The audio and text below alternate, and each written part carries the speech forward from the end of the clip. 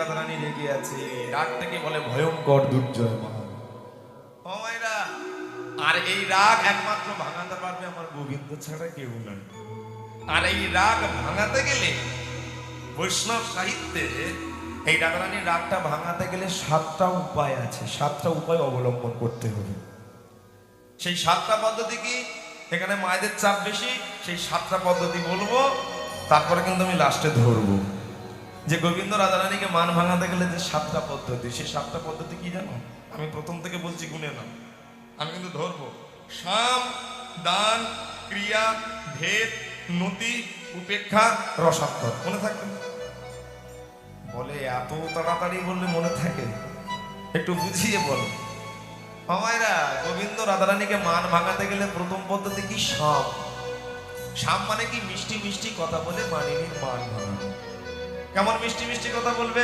মনে করো বাড়িতে কর্তা গিন্নির বিরাট ঝগড়া লেগেছে। এবার কর্তা গিন্নি যখন ঝগড়া লেগেছে, এখন কর্তা মশাই যদি পিছন দিয়ে এসে যদি বলে, ও গো তুমি আমার সব গো, তুমি আমার জীবন গো, তুমি আমার মরণ গো, তোমায় ছাড়া আমি কিছু জানি না গো, তোমায় ছাড়া আমি অন্ধকার দেখি, তুমি ছাড়া আমার সব দিকটা যেন ফাঁকা ফাঁকা লাগে, তুমি একবার আমার উপর থেকে মানটা পরিত্যাগ করো।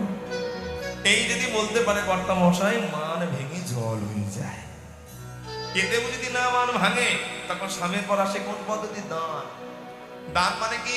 মূল্যবান জিনিস দিয়ে রাধারানী বা প্রেমময়ীর মানিনীর মান ভাঙানো।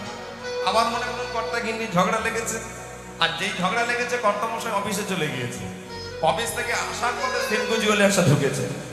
এখন সোনার ভরির ওজন কত বাবা? টাকা কত? 1 ভরি ওজন মানে 1,30,000 টাকা দিয়ে 1 মাসের মাইনা খসিয়ে 1,30,000 টাকা দিয়ে একটা সোনার হার কিনে ছেলের সামনে দুলাতে দুলাতে বলছে, এই দেখ, এই খোকা, একজনের জন্য সোনার হার কিনে এনেছি। সে তো আমার সঙ্গে কথা বলে না, যাই আমি সাকরার দোকানে ফেরত দিয়ে আসি। এই বলে ঘরের চৌকাঠটা বেরোবেন, দেখবেন পেছন থেকে আওয়াজ দিচ্ছে, গো যেও না গো যেও না, সোনার হার মিস্টেক হয়ে যাবে, যেও না। মান আমি আবার পরের মাসে করতে পারবো, এই মাসে আগে হারটা নিয়ে নিই। এতেও যদি মান না ভাঙে, তাহলে সাম দান, তার মানে হলো ক্রিয়া। ক্রিয়া পদ্ধতি মানে কি? কোনো অসম্ভব কাজকে সম্ভব করে তোলা।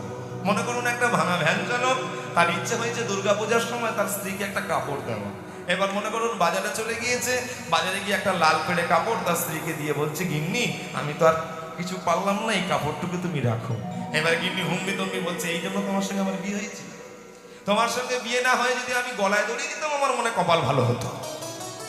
আমার বাবা কি যে একটা কি কাজ করলো, তোমার মতো একটা ভাঙা ভ্যান চালকের সঙ্গে আমার বিয়ে দিল, দূর হয়ে যা।